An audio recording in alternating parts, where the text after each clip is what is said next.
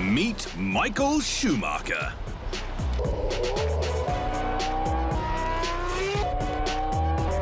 Considered by many to be the greatest race car driver in the history of Formula One, the cool and calculated German was most successful while racing for Italian giant Ferrari, where he soon became known as the Red Baron.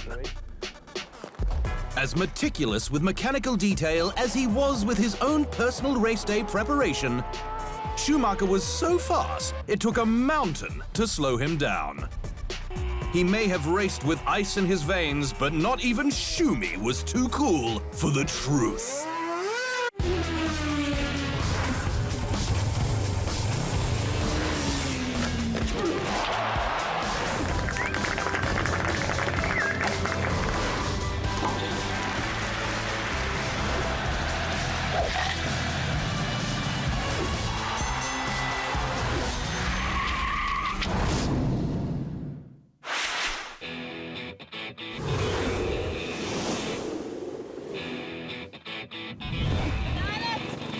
Being a professional athlete is not easy.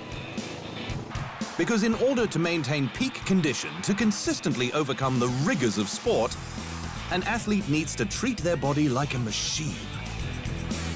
At least in theory. Absolutely not. I'll have to show you what the athlete looks like. This is the undisputed heavyweight champion of the world. There you go. With a few exceptions, diet is a key component in the makings of a sporting champion. Yeah, constantly on the scales. After training, I gotta go on the scales. Whenever I eat, I gotta jump on the scales. And if I'm heavy, I gotta train again. Sometimes it's depressing, but I love the sport. Things aren't different in the world of Formula One, where most normal human beings eat whatever they want behind the wheel. For these elite car racers, they need to be extra careful of what they eat before they get behind the wheel. To start off with, all of these amounts are accurate. Yeah, so every day I eat 8 bananas, 6 eggs, a whole broccoli. No, I'm just kidding. With weight restrictions on cars causing current F1 drivers to stay on the lean side, the focus on nutrition was first made popular with the arrival of Michael Schumacher. Schumacher showed the other drivers the importance of never taking a lap off, something that seemed to happen in the past. Former F1 racer Mark Webber admitted that Ayrton Senna changed the game in terms of the phenomenal mental energy he put into each race. But he wasn't in shape like Michael. He raised the bar to a new level. He was flat out every single lap, showing no signs of getting tired. The German was a pioneer in diet and fitness in Formula One, and all other drivers since have struggled to follow suit. It's very, very challenging to lose weight and at the same time train, you know, and bring up the level of fitness. Because they're actually two very, they don't go well together. Because if you're losing weight, it means you have to take less calories and you don't have the energy to then really push hard in training. So it's a really, really fine line to find. Coming up, the rise of the Red Baron.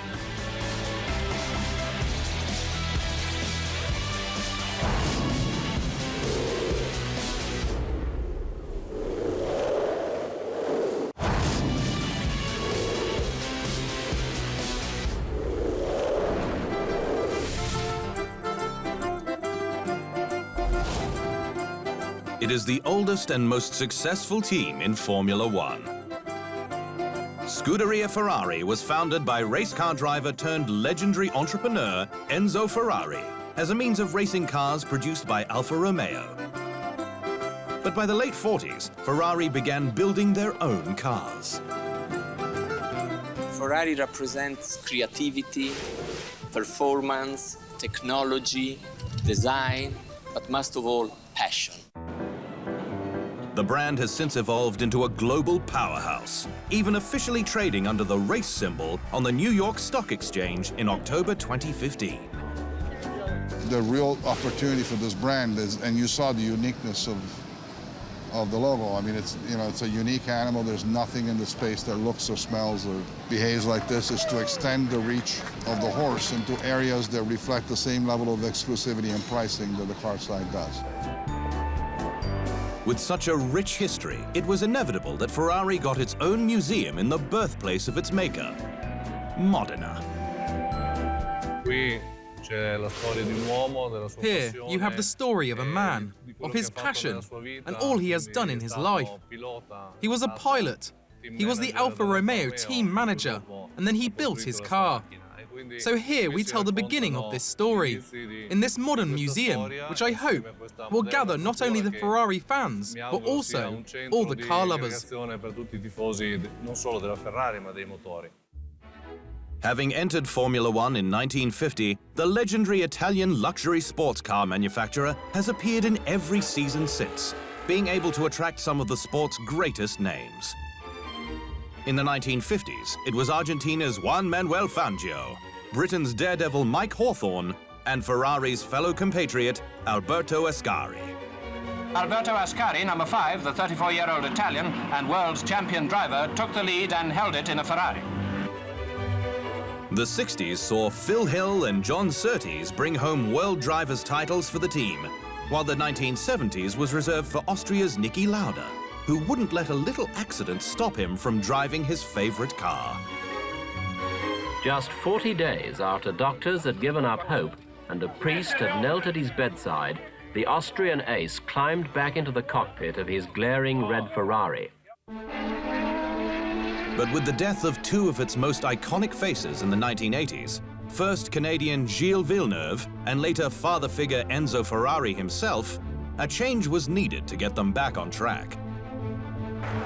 Enter their greatest ever driver, and arguably the greatest ever driver of them all.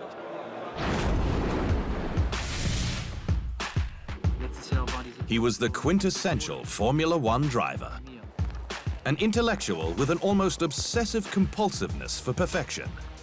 A daredevil with an unbridled desire to become a world champion.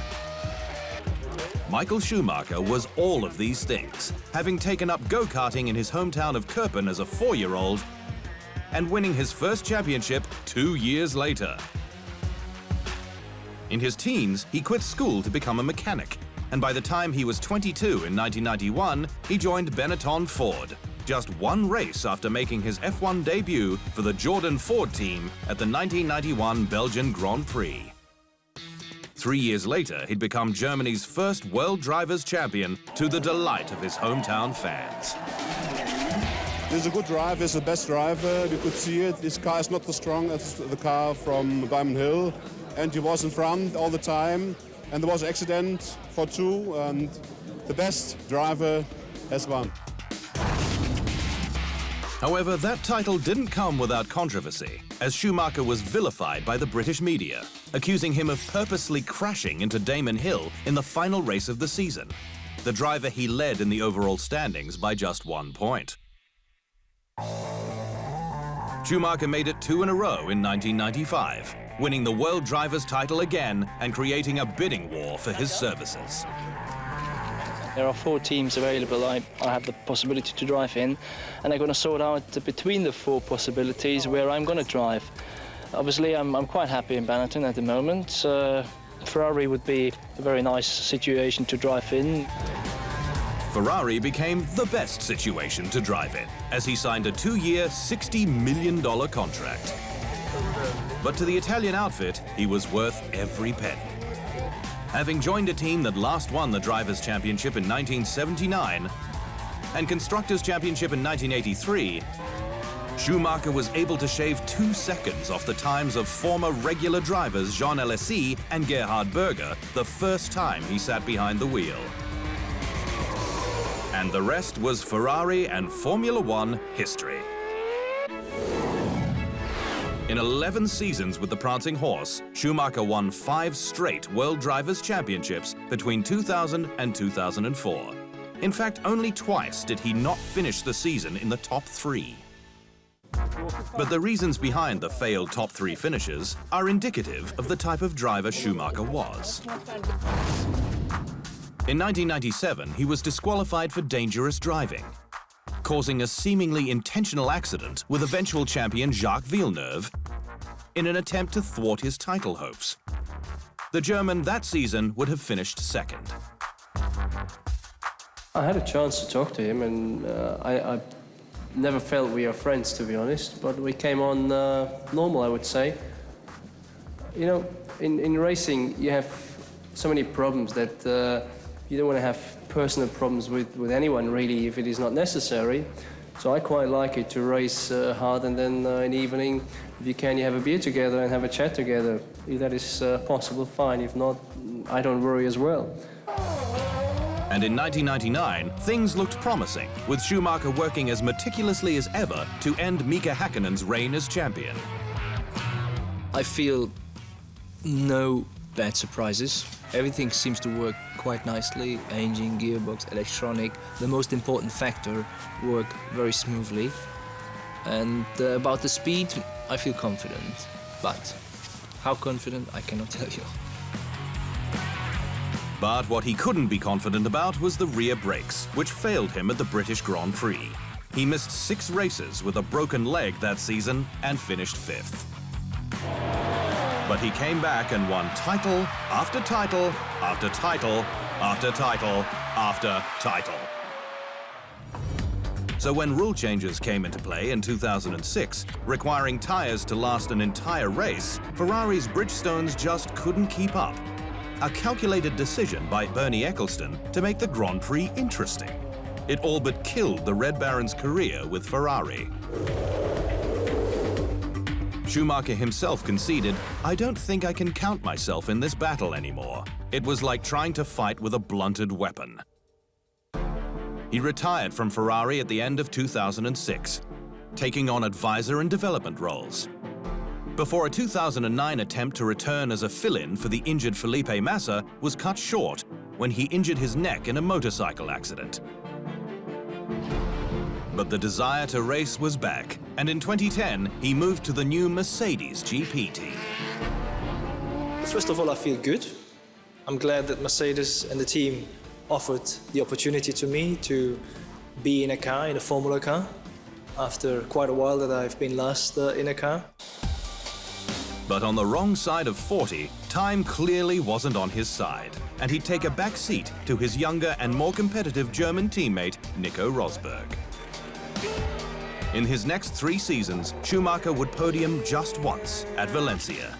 And when Lewis Hamilton was signed to replace him for the 2013 season, Schumacher admitted the passion for perfection was fading.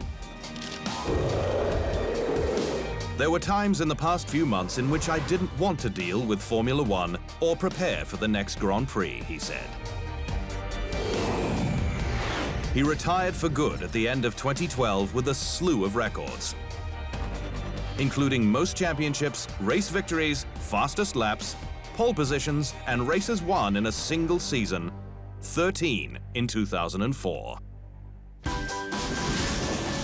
After the break, the circuits and the sidekicks.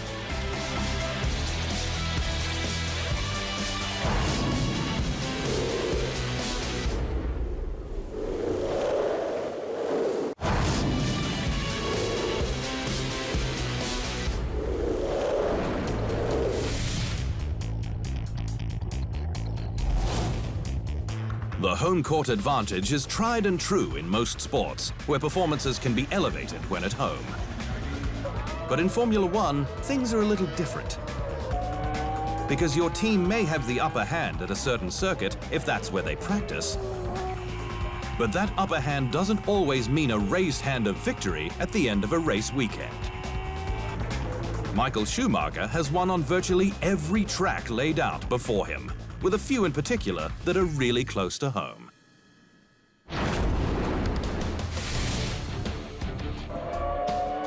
His colleagues and competitors may have accused him of dangerous driving, disobeying team orders, even feigning car trouble, but the consensus is nobody drove better in the rain.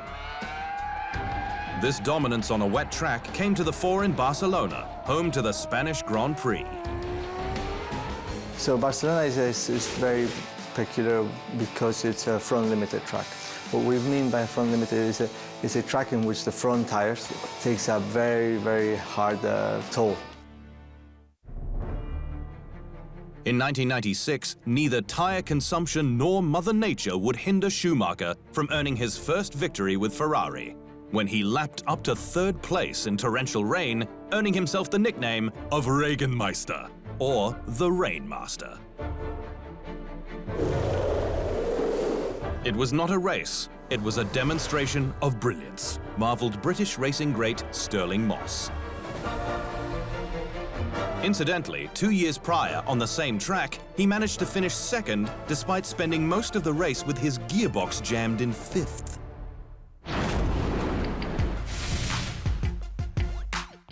Spain wasn't the only circuit where Schumacher showed the world he was unbeatable in the rain, because he did the same at the 1997 Belgian Grand Prix. Always accelerating to the limit. His driving was also a lesson of physics. He showed what physics can do. As a driver, he was very valuable. But as a man and motivator, he was extremely valuable. Look no further than Spa, where he drove 26 seconds faster than the second-place driver in the pouring rain. Michael made the difficult seem easy. The Spa-Francorchamps circuit held its first race back in 1925 and is a favorite with drivers. It's historical, it's scenic, and it's unpredictable. It's great to drive in Spa. It's one of the best tracks for most of the drivers. You have a lot of uphill, downhill, high-speed corners, and I think it's a very nice place to drive. It's like an old-style track. It's not only old style, it was Schumacher style.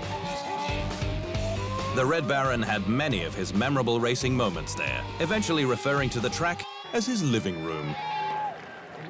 Well, if you imagine what has happened in Spa in all those years, my start in 91, my first win in 92, the phenomenous races in 95, or the strange race in 98, or finally the championship in 2004 to win in Spa.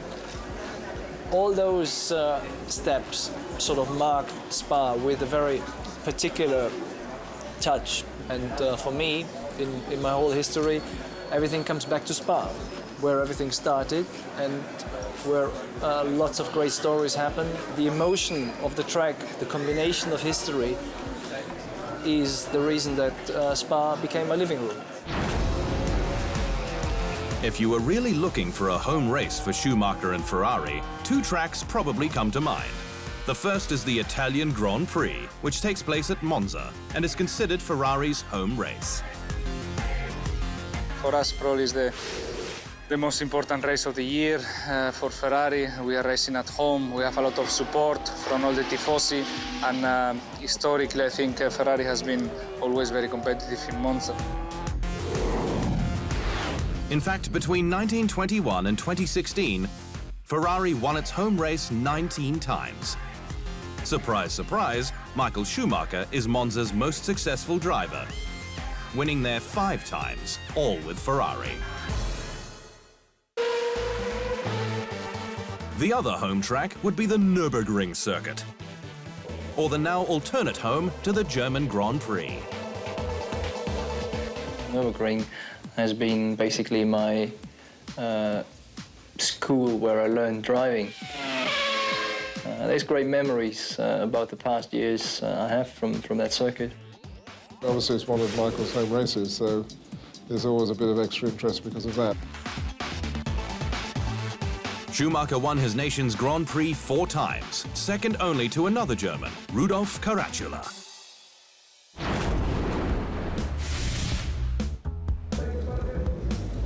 There have been a few unfortunate souls burdened with the label of the next Schumacher.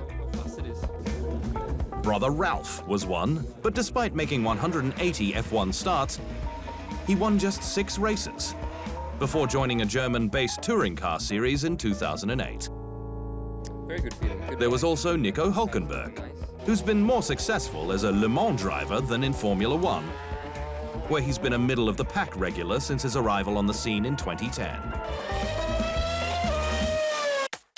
But while the racing world waits for Schumacher's son Mick to ply his trade before joining F1, there's another racer who's valiantly worn the label, winning the World Drivers' Championship 4 times with Red Bull Racing, before moving to Ferrari in 2015. One of the Red Baron's biggest fans, Sebastian Vettel. It has always been Michael that I've been looking up to, and then obviously followed him very close when he moved to Ferrari, and created a winning team for many years that had so much success. So it's been a huge inspiration, and therefore closing the loop, you know, racing for Ferrari now myself is definitely a dream that came true. Racing for Ferrari as a Schumacher fan would be any driver's dream come true. And while Vettel wasn't able to drive alongside his hero, those who have found the teammate role anything but dreamy. Because with Schumacher at the helm, the others rarely saw top spot on the driver's podium. Between 1996 and 1999, Schumacher drove alongside Eddie Irvine.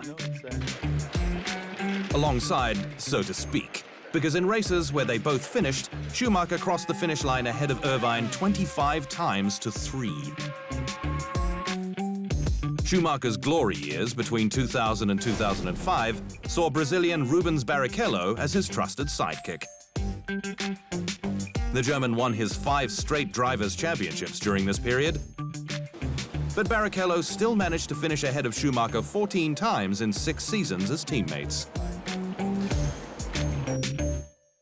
However, Schumacher ended ahead of the Brazilian in 56 races. Barrichello had had enough, moving to Bar Honda. If it wasn't for Ferrari, I wouldn't be what I am right now. I still dream of being world champion. That's the reason why I'm here. That's the reason why I feel competitive every day I wake up. In 2006, Barrichello was replaced with another Brazilian, Felipe Massa. Massa showed great promise, but the prancing horse was still all about Schumacher, who finished ahead of him in 11 races compared to Massa's 3. With such dominant statistics, Jordan Grand Prix founder Eddie Jordan confidently admitted that this is the fastest racing driver that the world has ever seen. Still to come, tragedy in the Alps.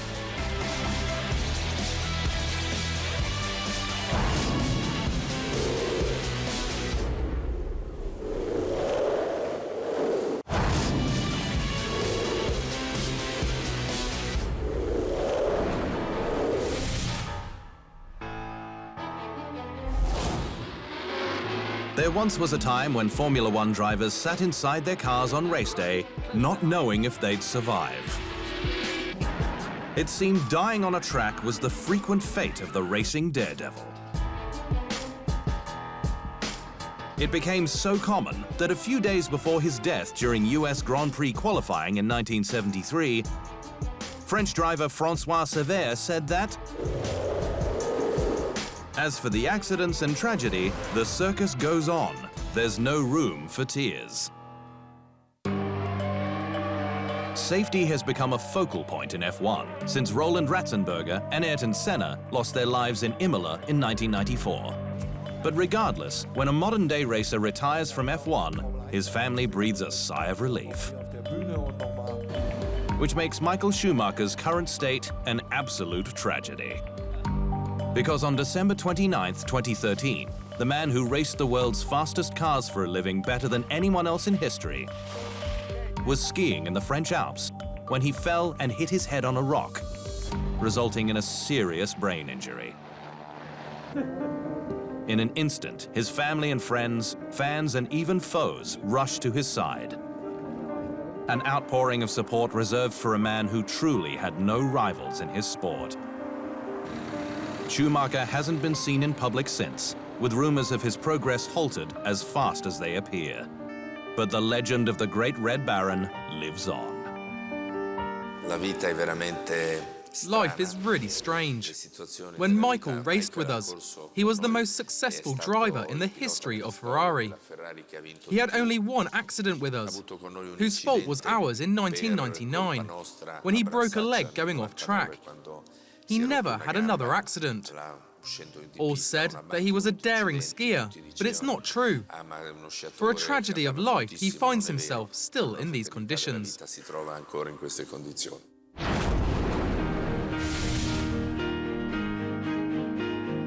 Formula One racing marries mental fortitude and quick thinking with mechanical and technological advances in the quest to go faster than anyone else. But nobody went faster, trained harder, or studied longer than Michael Schumacher. He was as speedy as he was cerebral, able to tap into his own extra gear and leave the competition in the dust. There will never be another Red Baron. And that is the truth.